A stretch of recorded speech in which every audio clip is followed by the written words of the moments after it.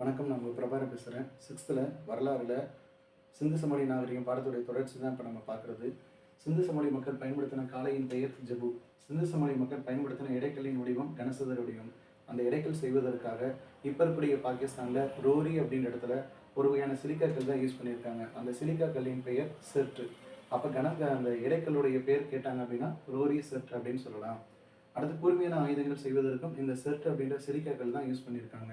அவங்க பயன்படுத்தின எண்முறையின் பெயர் ஈரடிமான எண்முறை. 2 மடங்காக தான் யூஸ் பண்ணியிருக்காங்க. அதான் 2 4 4 8 8 16 16 32 இந்த மெத்தடில் தான் யூஸ் பண்ணியிருக்காங்க. சிந்து சமவெளி மக்களுக்கு நன்கு அறிந்த உலோகங்கள் பார்த்தீங்கன்னா தங்கம், வெள்ளி, தகரம், செம்பு. சிந்து சமவெளி மக்களை பொறுத்தளவுக்கு விலை மதிப்பான உலோகம் என்ன சார்? கார்னிலியன்.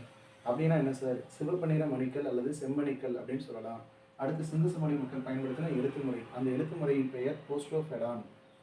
பொதுவாக அந்த உலகத்திற்கு எழுத்துமுறை அறிமுகப்படுத்தினவங்க யார் அப்படின்னு பார்த்தீங்கன்னா சுமேரியர்கள். இவங்க பயன்படுத்தின போஸ்டோஃபெடான் அப்படின்னா என்ன சார் அப்படின்னா, பொதுவாக நம்ம எழுத ஆரம்பிச்சோம்னா இடதுகை பக்கம் ஆரம்பித்து வலதுகை பக்கம் முடிப்போம். 2வது லைன் வரும்போது மறுபடியும் இடதுகை பக்கம் தான் ஆரம்பிப்போம். இவங்க மட்டும் கொஞ்சம் வித்தியாசம். முதல் லைன் வந்து வலதுகை பக்கம் ஆரம்பித்து இடதுகை பக்கம் முடிப்பாங்க. 2வது லைன் இடதுகை பக்கம் ஆரம்பித்து வலதுகை பக்கம் முடிப்பாங்க. 3வது லைன் வலதுகை பக்கம் ஆரம்பித்து இடதுகை பக்கம் முடிப்பாங்க.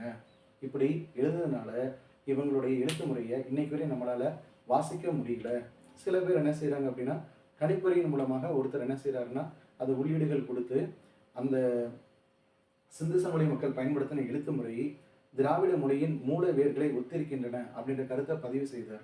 அப்படி கணிப்பொறியின் மூலமாக அந்த தரவுகளை பதிவு செய்தவர் யார் அப்படின்னா, ரஷ்ய நாட்டை சேர்ந்த யூரி நோரோசோவ். அடுத்து பார்த்தீங்க அப்படின்னா, மயிலாடுதுறையில் ஒரு கல் கோடரி கிடைக்குது. அதில் ஒரு குறியீடு இடம்பெற்றிருக்கு. அந்த குறியீடும் ஹரப்பா மக்கள் பயன்படுத்தின குறியீடும் ஒரே மாதிரி இருக்கு. அப்போ அந்த ஹரப்பா மொழியுடைய மூல வேர்கள் திராவிட மொழியை ஒத்திருக்கின்றன. இந்த கருத்தை பதிவு செஞ்சவர் யார் அப்படின்னா ஐராவதம் மகாதேவன். இதை இன்னும் மெய்ப்பிக்கக்கூடிய வகையில் மே மாதம் 2007 பூம்புகாரில் மேல பெரும்பள்ளம் அப்படின்ற இடத்துல ஒரு மண்பானை ஓடு கிடைக்குது. அந்த மண்பானைக்கு மேலே வரையப்பட்ட ஒரு குறியீடும் மொஹஞ்சதாரோவில் இருந்த மண்பானை மேலே வரையப்பட்ட குறியீடும் ஒரே மாதிரி இருக்கு. அடுத்து சிந்து சமவெளி மக்கள் பயன்படுத்தின ஆடை பார்த்தீங்கன்னா பருத்தி ஆடை. உலகத்திற்கு பருத்தி ஆடை அவங்க தானே அறிமுகப்படுத்தியிருக்காங்க. அதனால் பருத்தி ஆடை அணிஞ்சிருக்காங்க. வசதியானவங்க பட்டாடை அணிஞ்சிருக்காங்க. கம்பளியும் புழக்கத்தில் இருந்திருக்கு. சிந்து சமவெளி மக்கள் பயன்படுத்தின மண்பானையின் நிறம் சிவப்பு. அதை அழகுபடுத்துறதுக்கு அல்லது வெளியே டிசைன் கொடுக்கறதுக்கு கருப்பு யூஸ் பண்ணியிருக்காங்க. அப்படி என்ன சார் டிசைன் போட்டாங்க? அரச மரத்துடைய இலை, மீனுடைய சிதல்கள் ஒன்று வெட்டிக்கிற மாதிரி.